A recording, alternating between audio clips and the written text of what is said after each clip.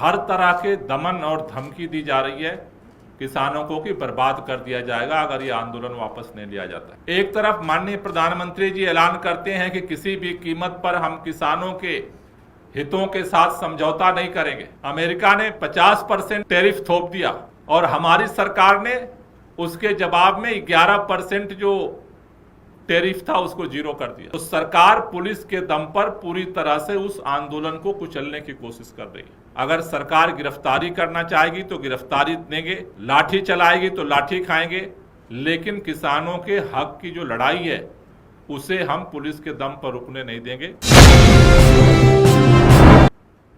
गुजरात के अंदर भारतीय जनता पार्टी की सरकार लगातार किसानों के हित के खिलाफ काम कर रही है और जो भी किसान आवाज उठा रहा है उसके ऊपर लगातार दमन कर रही है। गुजरात के अंदर बोताड मार्केटिंग यार्ड है जहां किसान अपने कपास को बेचने के लिए जाते हैं। वहां लगातार शोषण हो रहा था, उसके खिलाफ किसानों ने कल आंदोलन शुरू किया। हजारों की तादाद में किसान वहां पहुंचे अपनी मांग को लेकर के कि शोषण बंद किया जाए, किसानों को उनका वाजिब दाम दिया जाए। आंदोलन कल दिन भर चला, रात भर चला, लेकिन भाजपा की सरकार किसानों की मांगों को मानने की जगह रात के अंधेरे में 4 बजे आम आदमी पार्टी के किसान नेता राजू करपड़ा सहित कई किसानों को जबरदस्ती वहां से उठा करके ले गई। जो किसान थे उनको तालों में बंद कर दिया गया, गेट बंद करके। अभी भी किसान उस आंदोलन में अंदर डटे हुए हैं, उनको खाना पानी भी नहीं पहुंचाने दिया जा रहा है। राजू करपड़ा को लेकर के पुलिस रात से ही घुमा रही है और हर तरह के दमन और धमकी दी जा रही है किसानों को कि बर्बाद कर दिया जाएगा अगर ये आंदोलन वापस नहीं लिया जाता है।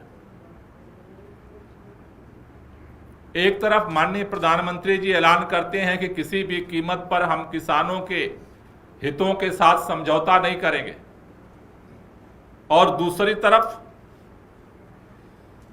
गुजरात के अंदर बड़े पैमाने पर खासतौर से सौराष्ट्र के इलाके में कपास की खेती होती है। पहले से ही कपास के दाम कम मिल रहे थे, लेकिन जो अमेरिका से कपास भारत के अंदर आता था उस पर 11% की इंपोर्ट ड्यूटी थी।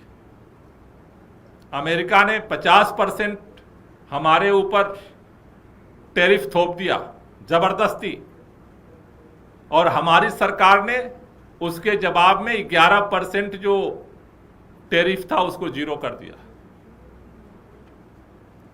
अब जब कपास की खेती अब तैयार हो गई, किसानों ने अब कपास लेकर के मंडी में जाना शुरू कर दिया, तो वहां पर स्थानीय स्तर पर भी उनके शोषण का काम हो रहा है। किसानों के साथ जो रेट तय हो रहा है उनके ऊपर प्रेशर बनाया जा रहा है, उनके माल को खरीदा नहीं जा रहा है पूरी तरह से, और उसको लेकर के किसानों ने आंदोलन शुरू किया। तो सरकार पुलिस के दम पर पूरी तरह से उस आंदोलन को कुचलने की कोशिश कर रही है। बात केवल एक मंडी की नहीं है, पूरे गुजरात के अंदर जितनी मंडियां हैं सभी मंडियों में किसानों के साथ इसी तरह का धोखा हो रहा है। इसी तरह की दर दर उनको भटकना पड़ रहा है अपना माल लेकर के। लंबी लंबी लाइनें लग रही हैं और कोई सुनने वाला नहीं है। कुछ दिन पहले आप सबने ये खबर देखी होगी कि नॉर्थ गुजरात के अंदर साबर डेयरी में किसान अपनी मांग को लेकर के गए, उनके ऊपर दमन चक्र चला, आंसू गैस के गोले चले, लाठियां चली और उनकी आवाज को कुचलने की कोशिश हुई। आज मैं भारतीय जनता पार्टी की राज्य की सरकार से और देश के माननीय प्रधानमंत्री और गृह मंत्री, दोनों लोगों का गृह क्षेत्र है गुजरात, निवेदन करना चाहता हूं कि मार्केट यार्ड में बैठे हुए अपनी जायज मांग को लेकर आंदोलनरत किसानों की बात को माना जाए, उनकी मांगों का समाधान किया जाए और अगर सरकार इसका समाधान नहीं करती है तो कल आम आदमी पार्टी